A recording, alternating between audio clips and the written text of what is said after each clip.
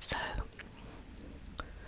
when we last were with Luca and his friend Rolo, we had investigated the abandoned fertilizer warehouse, but we had come across a scary figure that we managed to hide away from.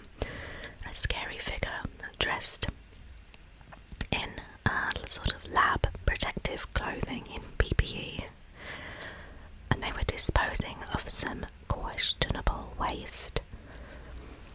And we have managed to run away. And both Luca and Rolo, we assume, made it home okay. Luca definitely did. So that's where we pick up today, on chapter 3. Let's see what happens. Finding a friend. The next morning it was quieter than usual at the breakfast table. Only the sound of silverware and chewing interrupted the awkward silence.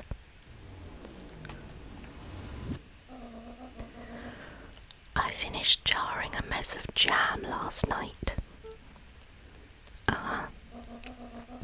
So that'll need to get delivered into town today. Okay. So what did you and Rolo get up to yesterday? Oh, nothing interesting.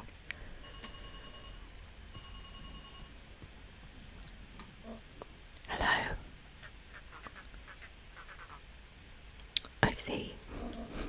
Calm down. Now either it's a talking phone or we just can't understand what the person is saying. No, of course, it was the right thing to do. Start gathering, folks. I'll be right there. Are you sure there isn't anything you want to tell me about yesterday? Anything I want to tell you? Not really, we just sort of ran around a bit. Gran's brow furrowed. She let out a long sigh. Her voice was quiet and even. I have to go take care of something. You are to stay in this house for the day. Under no circumstance are you to leave. What? If I am not back by dinner, there's stew in the icebox. But nothing. You are to stay here, understand? Yeah. Say it. I'll stay here until you get back.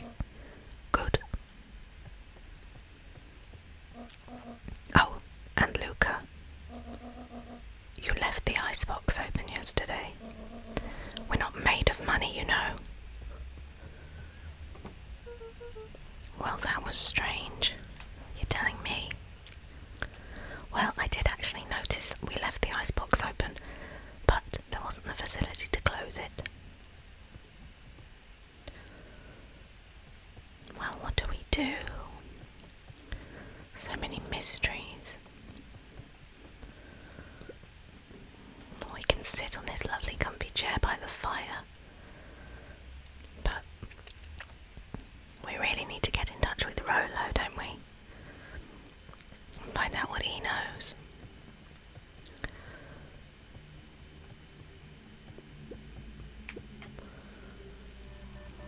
Oh, a faint electronic sound floated in the air. Is that coming from upstairs? Oh no, that's going to annoy me if I leave that tap on. It's not even real water, but I can't bear the thought of it being wasted. Hello? Is anyone there?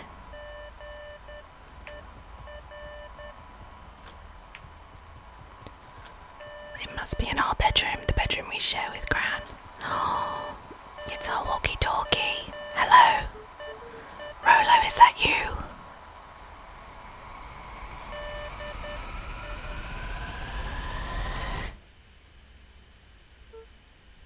Over. We got a strange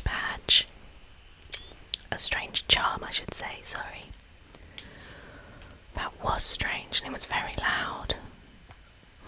Well, that was one of the pair of walkie-talkies that we found in the dumpster yesterday. The dumpster outside the abandoned fertilizer. Oh, I'm scared of the door banging. Oh, hey Roxy. If this is about me accidentally kicking you yesterday, is Rolo here? No. Look at me, Luca. This is serious. Is Rolo here? No, I haven't seen him since yesterday. Rolo didn't come home last night. What? A pit formed in Luca's stomach. Where was the last place you saw him? We were playing around in Weepwood, and then it was later we went home. Weepwood? If he's alive, I'm going to kill that little creep.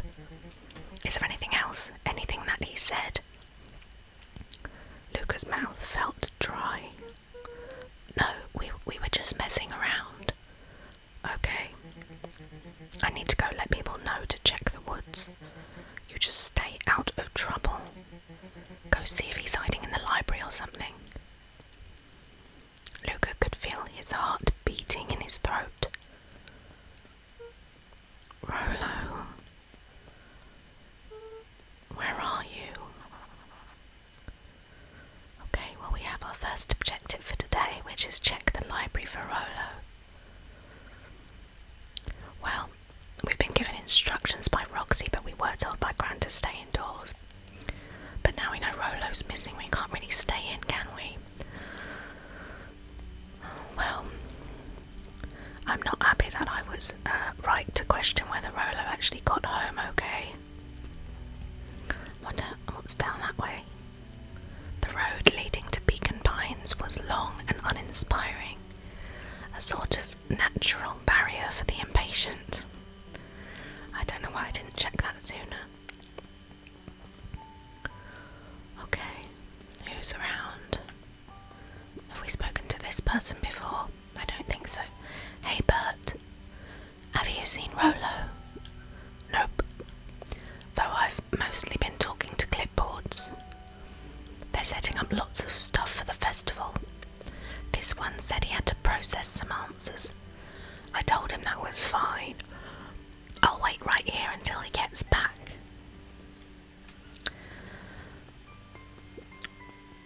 Let's go and see Mr. Sinclair. Oh, we can't wake him, he's fast asleep. Let's go and speak to Pete again then. Howdy, Luca. Hello again, Pete. I'm not Pete, you silly goose. It's Toby. You could have fooled me. Me too. Well, hey, it's no problemo. The important thing is we'd love to hear your thoughts. Okay, if they're not twins, then this is very worrying. Yeah, I'm getting that impression. We're all a part of something special, Luca. And it all starts right here in Beacon Pines. I got it. Toby looked up from the clipboard excitedly. That's right. So how about you start by telling me? Look, no offence, but I've got my own stuff to take care of. Oh, you joker. We're all a part of this together. You'll let us know when you're free to answer a few questions.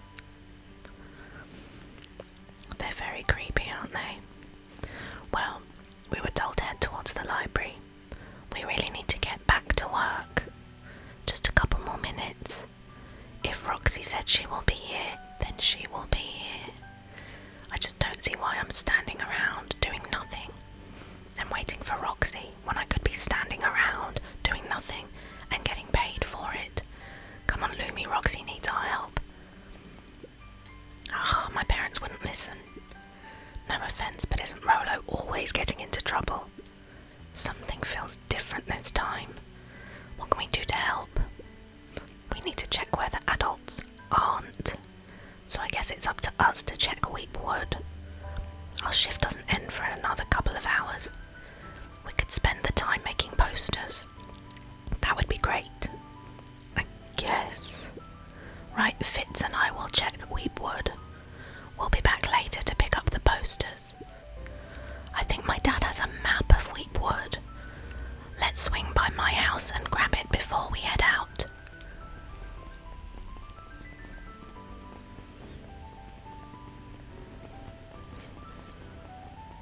Okay, so they've gone off towards Weepwood. Should I speak to these adults? It's the mayor. What's this about a missing child? I must stress that the situation is completely under control. It all just seems so terrible. And you're sure there's nothing we can do to help? Nonsense, young Mr. Cotter will turn up safe and sound, I am certain. You just focus on settling in. I trust my sister supplied you with the suitable lodging. Oh yes, Miss Valentine has been more than accommodating. We were just telling our daughter, Beck, that... Now, where did she run off to? Not another missing child, we don't want that.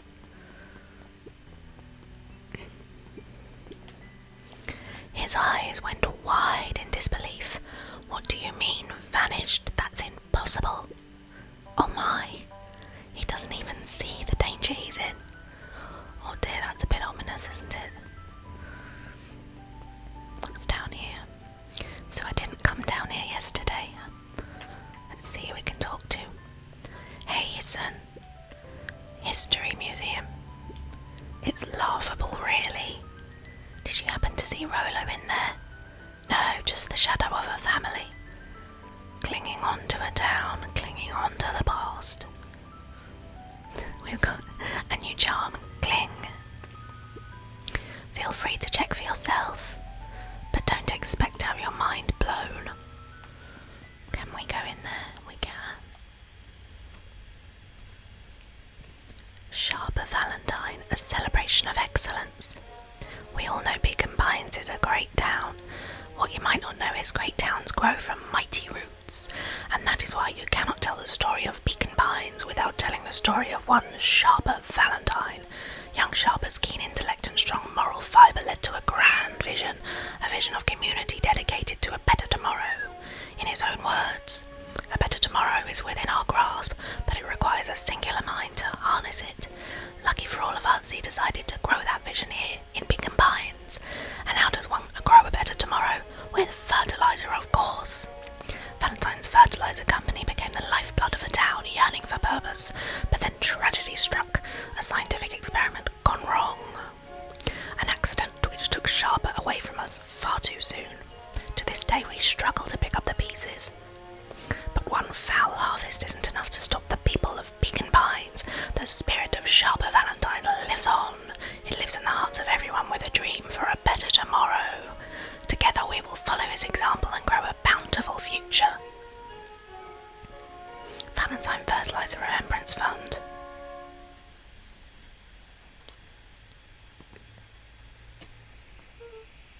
That was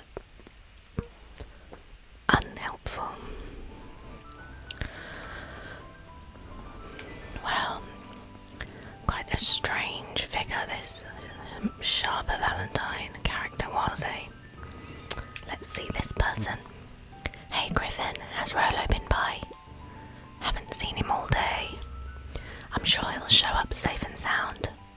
And when he does, tell him there's a chocolate, nope, tell him there's a strawberry chocolate double scoop waiting for him on the house. He'll like that. Sounds delicious, Griffin. Oh. No touching. Oh, I see. Oops.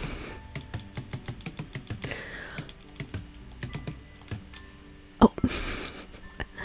And this is why you should sometimes do the opposite of what you're told, because I've now got a smack charm. Excellent. Sorry. Excellent. Let's move on. That did make me laugh. Okay, I think probably there's nothing more to see here, so let's head up and to the right and make our way to the library.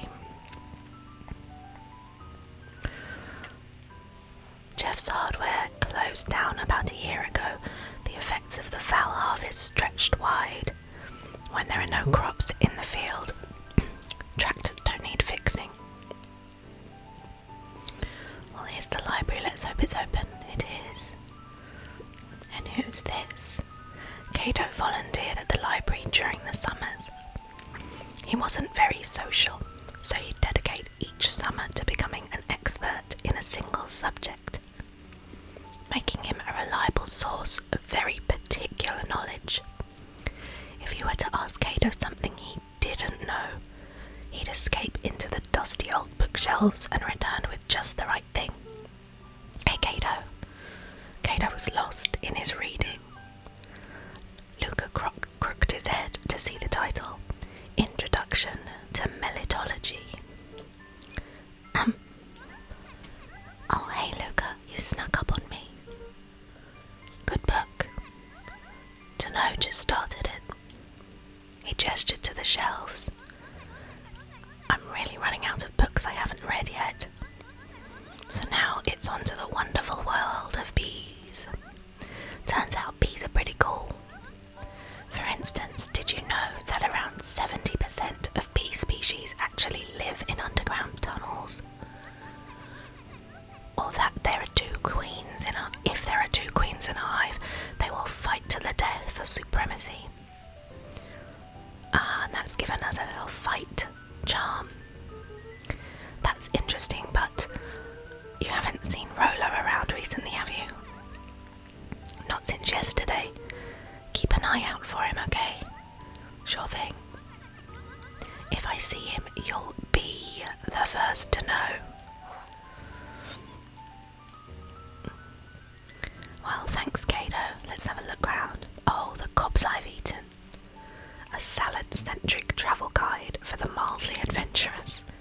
Yuck. Very mildly, I would say. Sally Seashore's simple succulent sundries. Luca brushed off a smudge of dust, or maybe it was flour. 30 recipes, so easy you'll doubt it's even edible. Succulent. Succulent, succulent, succulent, succulent, succulent. That's a good word to say. A peek behind the curtain. The methods and ruminations of Patrick C. Montesquieu. One of the greatest acting minds of our time, by Patrick C. Montesquieu. Oomph. Yeah, probably best not to trust a book with that sort of title when the author is the same person that it's being written about. The entire top level of the library was devoted to comics, most of which were Hank Atomic and the myriad of lesser revered spin-offs.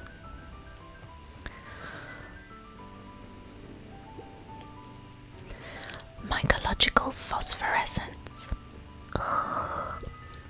More like my complete loss of interest. Very good, Luca. I think glow-in-the-dark mushrooms is a good topic, but maybe that's just me. The bottom corner shelf was a dusty array of thick science books. Only one binding was clean enough to read. Cellular biology and the chemistry of mitosis.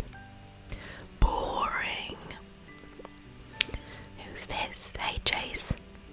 Oh, hey, Luca. Did Rolo come by? No. I was actually surprised. He's usually here early on days when a new issue drops. Rolo's the biggest Hank Atomic fan I know. Besides myself, that is. Well, if he does swing by, tell him to meet me, you know where. I don't know where. No, he knows where. Oh, roger that, Space Cadet. Well, I wondered if Rolo would read the Hank Atomic comics, because he did seem like a fan when we last met him. There were rarely any actual new editions, simply a variety of existing content rotated into the front display each week. Not fooling anyone. Well, have we looked everywhere? Looks like it. Who's this? What sort of monster puts candy behind a locked door? Oh yeah, Mr. Nuncreed works weird hours sometimes. Of course he does. How about you? When do I work? No, what's your name? Luca Van Horn. You new here? Yep, not by choice. Beck's family moved often, giving her little time to establish any real connections. She would tell you she prefers it that way. I think we met her parents earlier, didn't we? I'm looking for my friend Rolo. He didn't come home last night. So he's missing. I guess so. Like, missing. Does that sort of thing happen a lot around here? Lucas shifted his feet uncomfortably. Welp, that sucks. Yeah. So I should probably get going.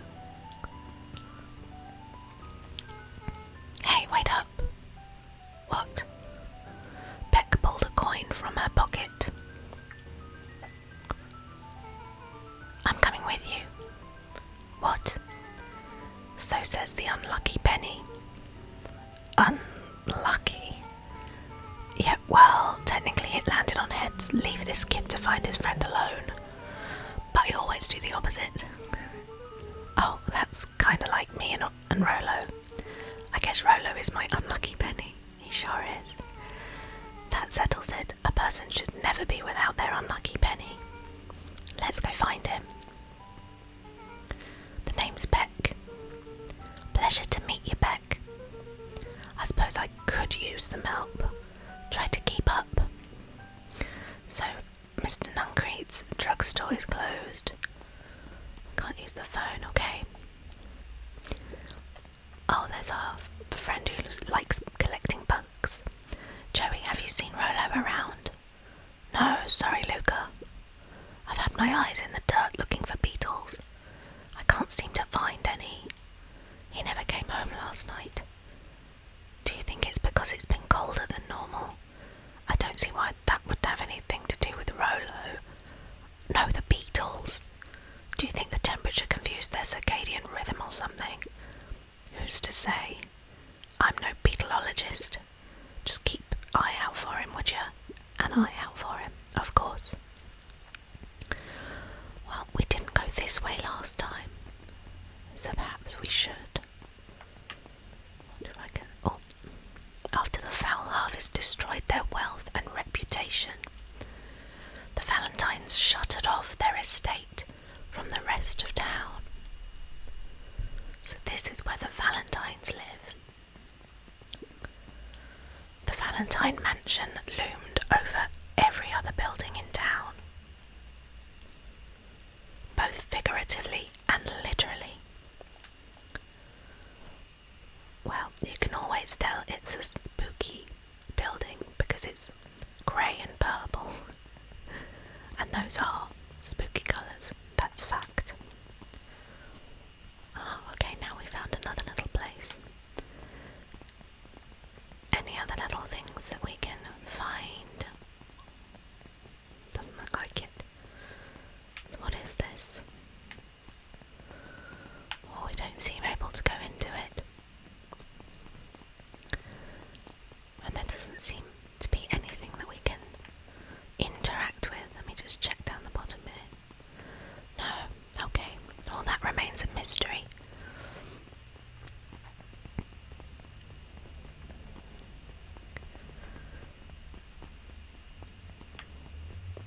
Well, at least we know where that is now.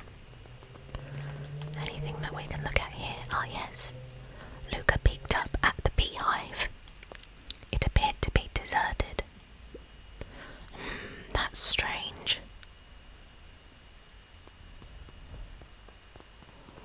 A deserted beehive. Anything over here? Doesn't look like it. Okay, we'll head into Weepwood.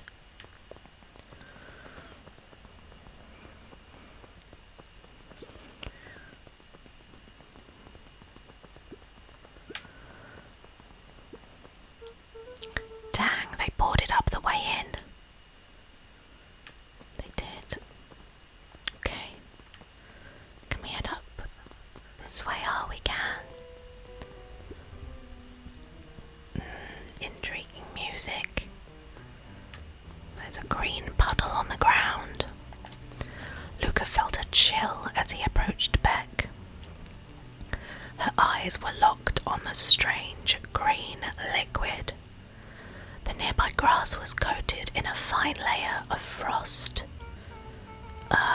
Is this sort of thing normal around here? Because puddles of glowing ooze are definitely not what I expected from this place. I have no idea what that stuff is. Well, the next obvious step is science. And what does science suggest? Poke it with a stick. Luca watched as Beck dipped a broken tree branch into the goo. Beck's eyes widened as flowers grew from the dead wood.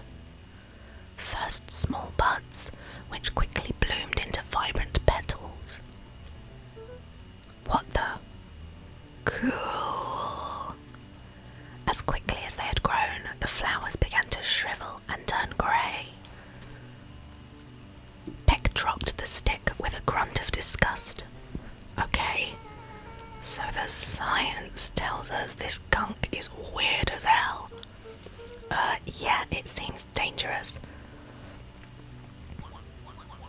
Hey Tish, look what the cat dragged in. Yup. I don't have time for this right now, Iggy. Oh, don't say things like that, it hurts Tish's feelings. Ain't that right, Tish? Yup. She looks fine to me.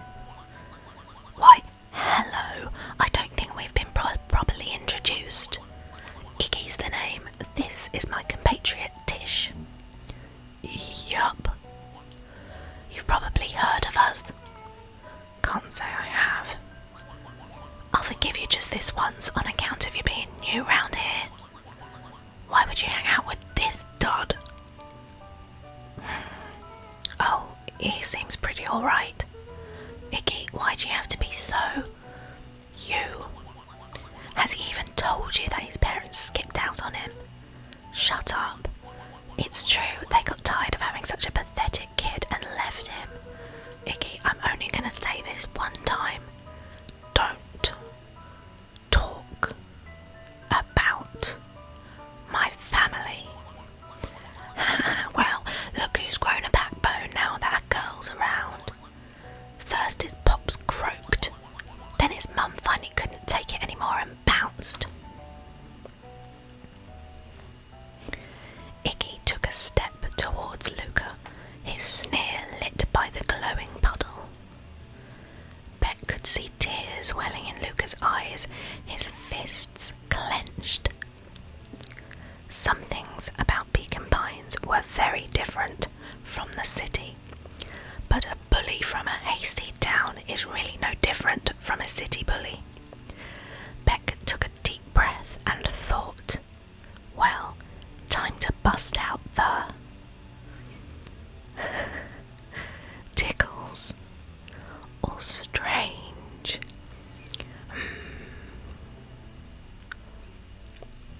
Well, I think it's always time to bust out the strange, so let's give that a go, shall we, at this turning point.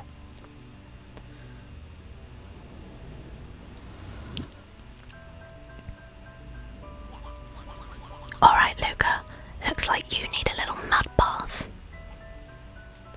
Still nothing. What's wrong with you, new kid? We're about to pound your friend. Come on, Beck, I hope you've got something in the bank here. Beck stared in silence, the only sign of life being the twitch of an eye. It's weird when people don't talk. Yup. Stop being a weirdo. Hello, are you some kind of wackadoo? Makes sense, wackadoos travel in packs, eh, dud? At the sight of Iggy taunting Beck, something in Luca snapped. Iggy's smirk shifted to a look of shock as Luca launched himself into his stomach. Ah! Oof! Iggy's clothes were drenched in the glowing ooze. You jerk, my clothes are ruined. I'm gonna... Iggy's voice began to slur as he struggled to get up. We've got a struggle, Charm. I don't feel so good. Elf? I'm sorry, I just... Oh shit.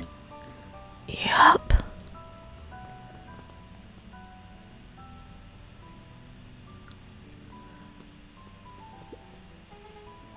That was intense. Iggy's gonna be okay, right? Nothing about this seems okay. The person at the warehouse, this strange ooze and what it did to Iggy. Was Rolo caught up in all of this? We have to find Rolo. You took the words out of my mouth. Well, that was scary what happened to Iggy. Even though he was a bully, I'm not sure we wanted his face to melt off. Oh, we can't get past that way.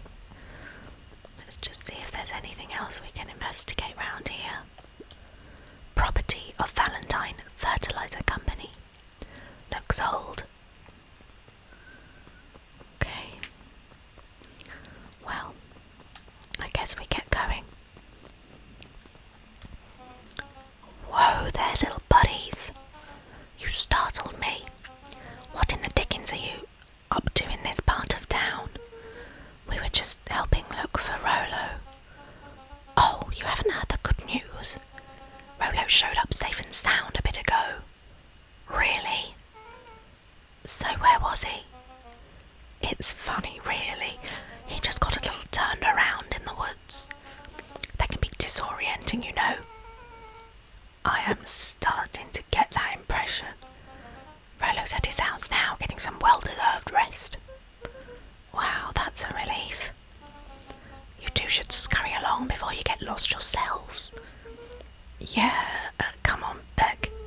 I can't wait to introduce you to Rolo. Oh, that reminds me. Luca, your grandmother was looking for you. She was. She was worried sick.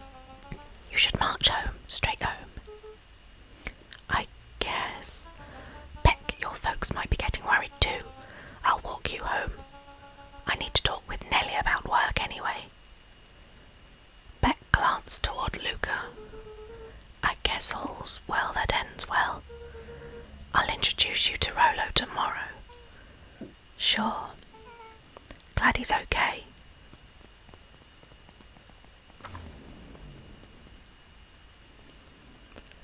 Rolo was safe.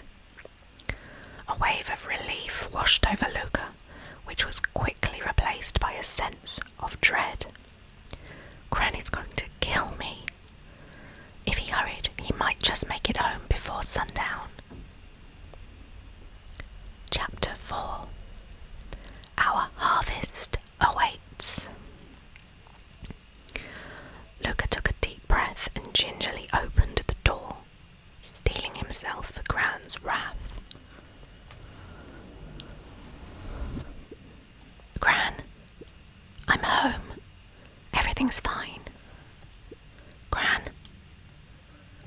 Oh, not another person missing. I can't take the stress. Where could she be? Let's check the kitchen. Gran.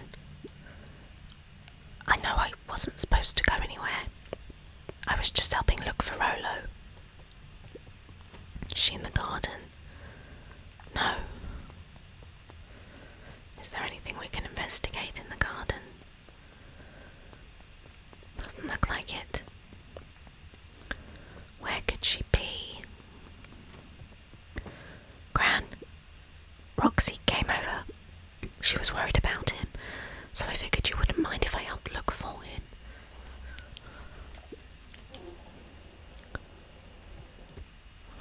Well, we don't want to leave the icebox open this time.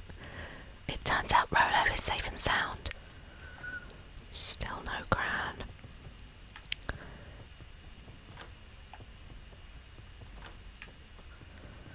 Well, if she's not in this bedroom, I don't know what to do.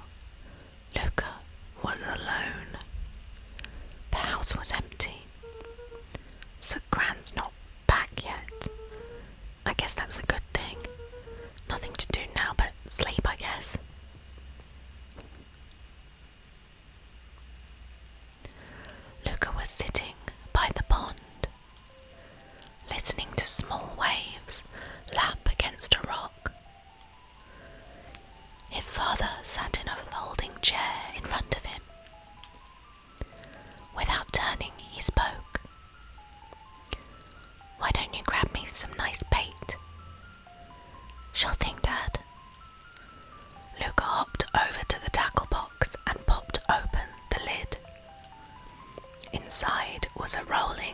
buzzing mass.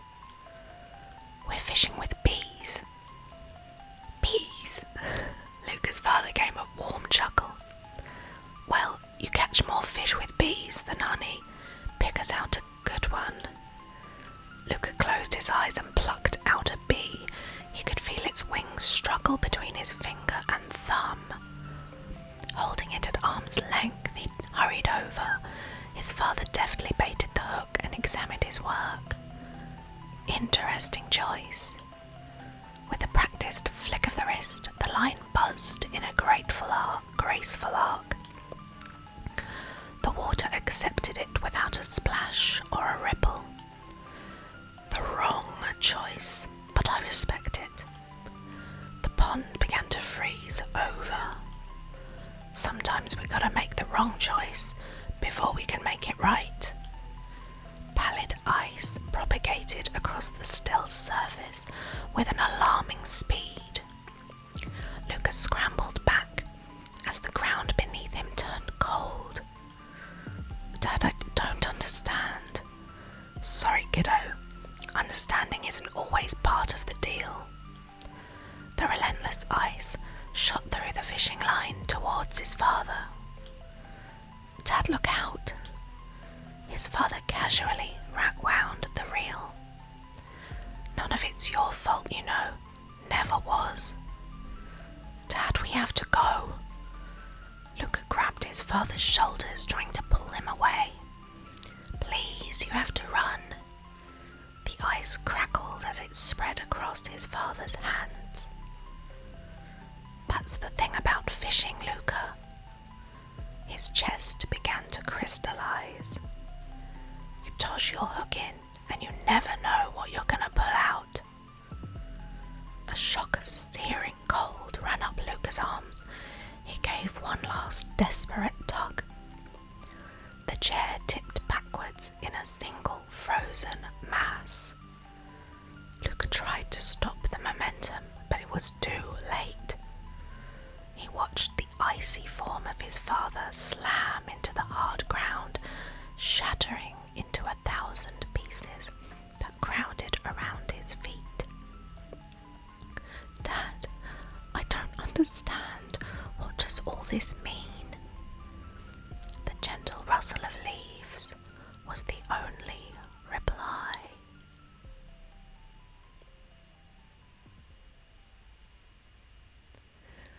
Well, I think we'll leave it there for this video. A very unusual set of events. As far as we know, Rolo is safe and sound now, but there are a lot of questions hanging over his disappearance and why everyone seems okay with the fact that he came back. He just got lost in the woods, it's fine. We certainly have to try and speak to Rolo tomorrow and find out the truth of what happened, if we can. But I hope you enjoyed this next visit to Beacon Pines, and I hope you'll join me in my next video when I'm back here and we can discover more of this mystery. Thanks for watching. See you next time.